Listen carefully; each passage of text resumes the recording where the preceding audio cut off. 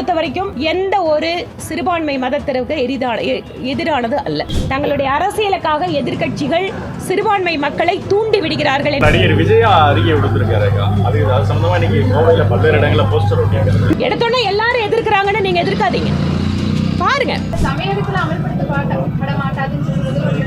அந்த சட்டத்தை நான் ஒரு மாநிலத்தில் நிறைவேற்ற மாட்டேன்னு சொல்றதே அரசியலமைப்பு சட்டத்திற்கு எதிரானது. 1967 இருந்து போய் சொல்லுதுன்னு சொல்றீங்க. நீங்க சொன்னது அனாவத்தை குறிப்பிட்டு சொல்றீங்களா? இங்க பாருங்க,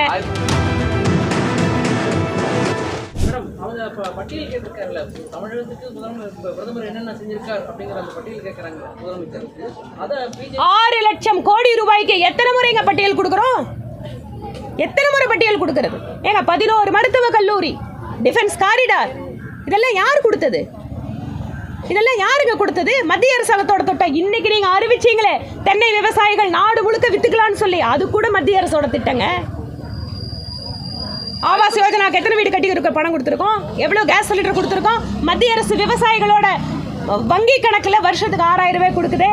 அவங்க எல்லாம் தமிழ்நாட்டு விவசாயிகள் தானே? அது தமிழ்நாட்டுக்கு வர பணம் தானே?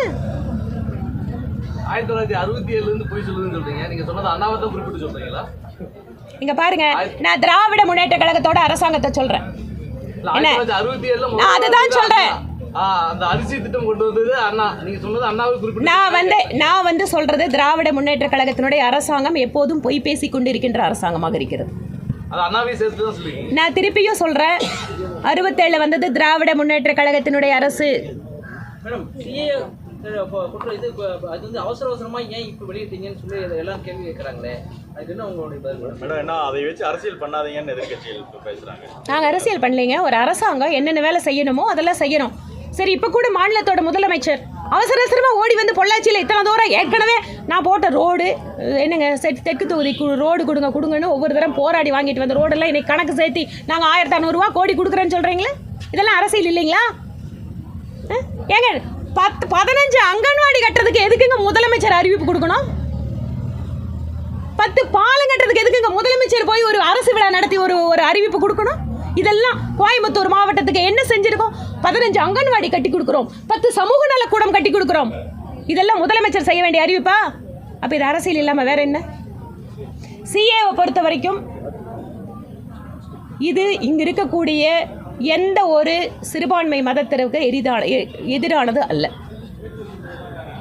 முழுக்க பக்கத்து நாடுகளில் மத ரீதியாக துன்புறுத்தப்பட்டு இந்த நாட்டிற்கு அடைக்கலமாக வந்திருக்கக்கூடிய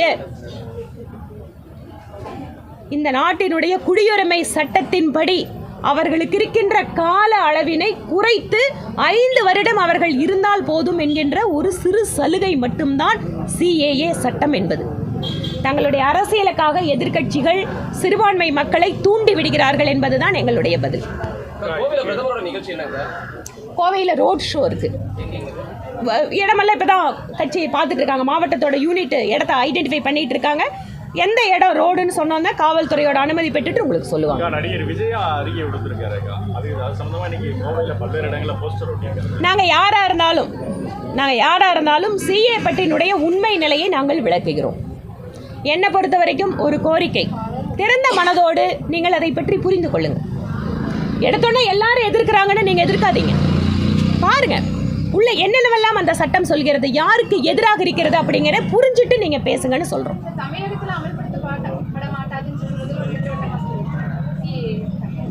அதாவது சில சட்டங்கள் எல்லாம் வந்து இந்தியாவிற்கு பொதுவான சட்டங்கள். அந்த சட்டத்தை நான் ஒரு மாநிலத்தில் நிறைவேற்ற மாட்டேன்னு சொல்றதே அரசியலமைப்பு சட்டத்திற்கு எதிரானது. இப்போ நான் உதாரணத்துக்கு கேட்குறேன், மாநில அரசு ஒரு சட்டத்தை கொண்டு வராங்க.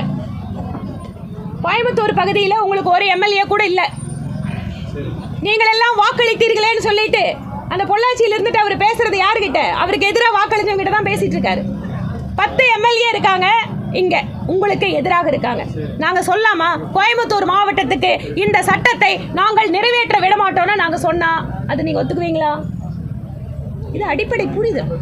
மாநில அரசு திட்டங்களுக்கு மத்திய அரசு ஸ்டிக்கர் விட்டது. வீடு கட்டும் திட்டம் உட்பட பல்வேறு திட்டங்களுக்கு மாநில அரசு திட்டங்களுக்கு தான் மத்திய அரசு ஸ்டிக்கரோட சொல்லியிருந்தாரு. ஆமா, ஸ்டிக்கர் தானே விட்டுறாங்க. நான் தான் பட்ஜெட்ல வெளியில வந்தோன்னே சொன்னேன். மாநில அரசு திட்டங்களுக்கு அதாவது பிஎம் அதாவது வீடு கட்டுறதுக்கு ஏங்க நாங்க அவ்வளவு ஏங்க போறீங்க? இன்னைக்கு நான் சொல்றேங்க, இன்னைக்கு காலையில மாநிலத்தோட முதலமைச்சர் மின்னணு சந்தை வாயிலாக விவசாயிகள் உங்கள் பொருட்களை விற்றுக்கொள்ளலாங்கிறாரு. அது என்ன திட்டம்? அது மத்திய அரசாங்கத்தோட திட்டம். நாம் அப்படிங்கிற திட்டம் முதன்முறையாக நான் எம்எல்ஏ ஆன போது முதல் பேச்சிலேயே நாம் திட்டத்தை பற்றி சட்டப்பேரவையில் பேசியிருக்கிறேன். அதை இன்னைக்கு வந்து ஏதோ புதுசு அறிவிப்பு கொடுத்த மாதிரி கொடுக்குறாங்க. நன்றிங்க. ஓபிஎஸ் இரட்டை இலையில